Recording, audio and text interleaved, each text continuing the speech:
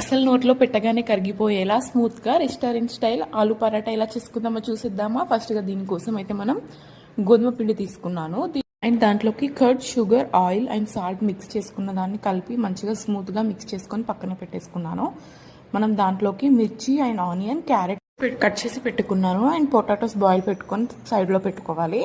And తాలింపు వేసుకున్న తర్వాత ఆయిల్, జీలకర్ర, మిర్చి అండ్ క్యారెట్ ఇంకా ఆనియన్ అవన్నీ వేసుకొని కొంచెం మగ్గిపోయాక సాల్ట్, పసుపు వేసుకొని మనం బాయిల్ చేసి పెట్టుకున్న పొటాటోస్ని అయితే వేసేయాలి. దీన్నైతే నేను ఫోక్తో స్మాష్ చేసేసాను. మొత్తం స్మాష్ చేసిన తర్వాత మంచిగా మిక్స్ చేసుకొని పక్కన పెట్టేసుకోవాలి. చల్లారిన తర్వాత చేతితో లడ్డూలాగా చేసుకుంటూ మనం ఇలా చూపిస్తున్నట్టు లడ్డూలాగా చేసుకోవాలి. అండ్ ఈ కర్రీ అయితే మసాలా దోశలోనైతే అదిరిపోయే టేస్ట్ వస్తుంది.